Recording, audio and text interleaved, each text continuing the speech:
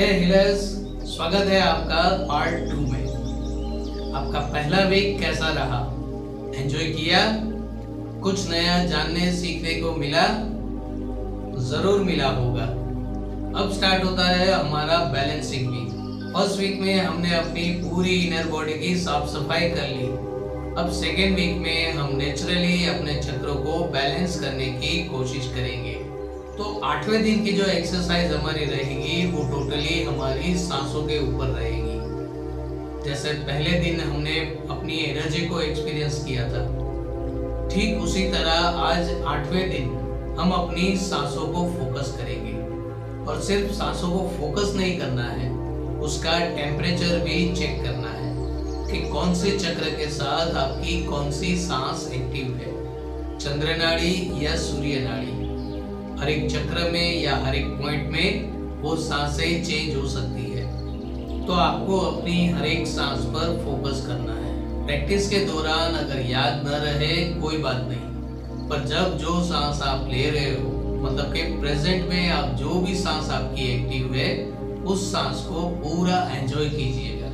ये मेडिटेशन हमारे चक्रों के साथ हमारा रिलेशन क्या और कैसा है ये जानने और समझने में हेल्पफुल होगा।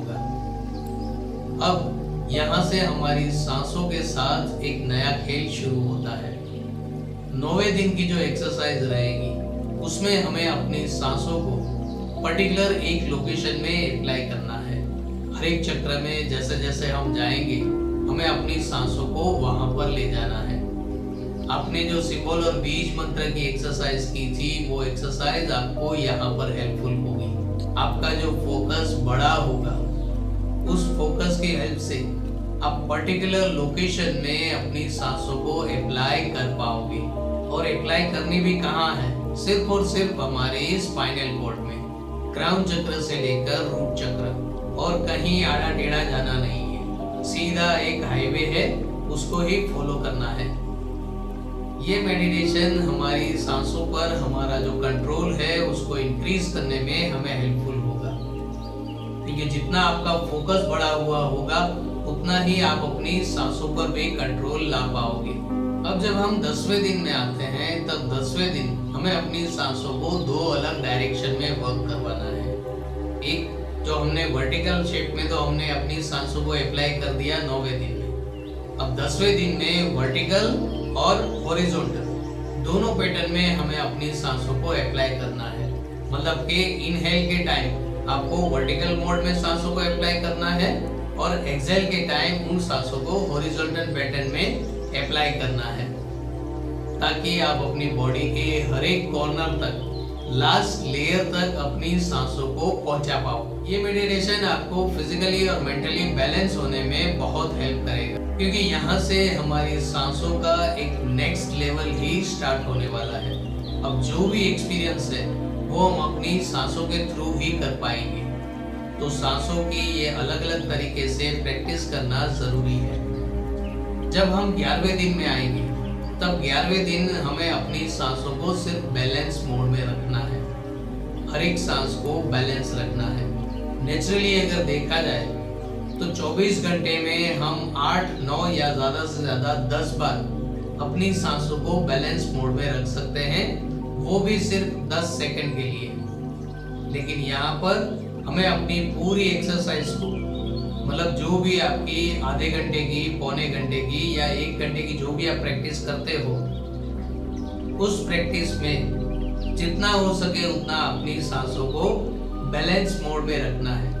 हर एक सांस में आपको थर्ड आई से क्राउन चक्र और क्राउन चक्र से रूट चक्र पर जाना है और उसी तरह उसे पूरी बॉडी में भी अप्लाई करना है। शायद एक नया ही एक्सपीरियंस आपको मिलेगा। यहाँ पर आपकी सांसें और आपकी फिजिकल बॉडी पूरी एनर्जी से भर जाएगी। The power of breath. अब 12वें दिन पंच प्रकृति से बने इस शरीर को हम जानने समझने की कोशिश करेंगे। मतलब कि जो सिंबल की एक्सरसाइज हमने की थी, सांसों की एक्सरसाइज की थी, बीज मंत्रों की जो एक्सरसाइज की थी, वो सारे एक्सपीरियंस यहाँ पर हमें काम आने वाले हैं। जैसे जैसे आपकी सांसें बैलेंस होती जाएगी दोनों नोस्ट्रेल एक साथ वर्क करने लगेगी, आप 5 एलिमेंट को अपनी बॉडी में एक्सपीरियंस कर पाओगे।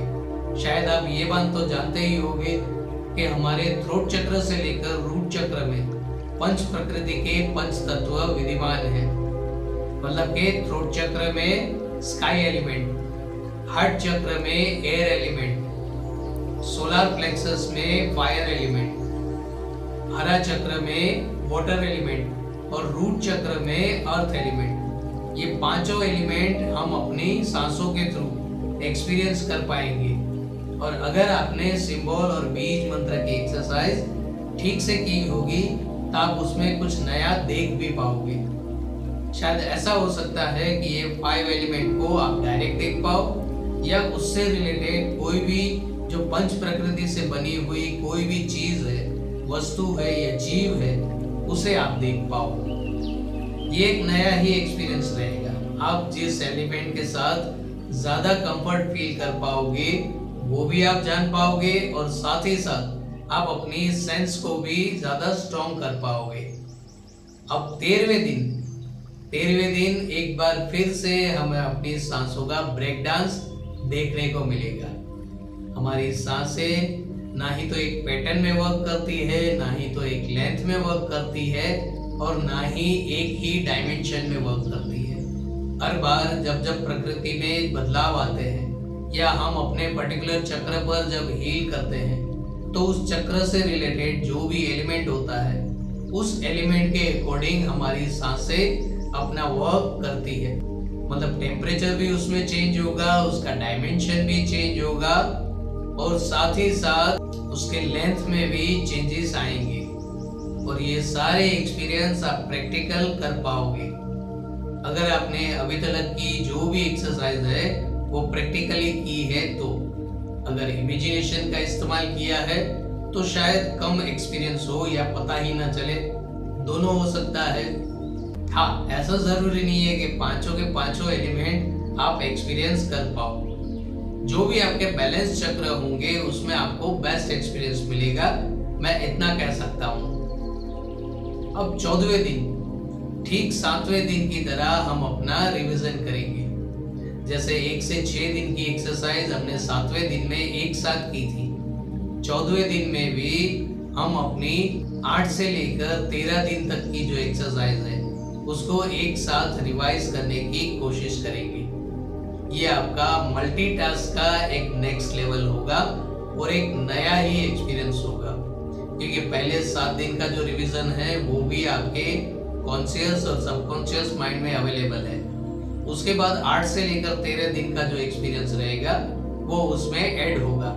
मतलब अब आपका नॉलेज अपडेट होता जाएगा और उसी हिसाब से एनर्जी भी आपको बढ़ती हुई महसूस होगी।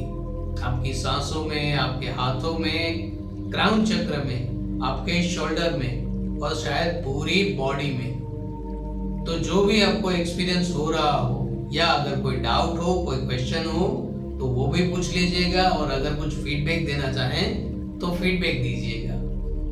तो यहाँ पर हमारा 2nd वीक जो है वो कंप्लीट होता है। ये 7 दिन की जो एक्सरसाइज है उसकी प्रैक्टिस लिंक मैं आपको शेयर कर देता हूँ, शायद उसमें आपको ज़्यादा हेल्प मिलेगी, क्योंकि 7 घंटे की एक्सरसाइज 7 या 10 मिनट में एक्सप्लेन कर देना वो आसान है, पर उसे प्रैक्टिकली एक्सपीरियंस करने के लिए प्रैक्टिकल एक्सरसाइज ही करनी पड़ेगी।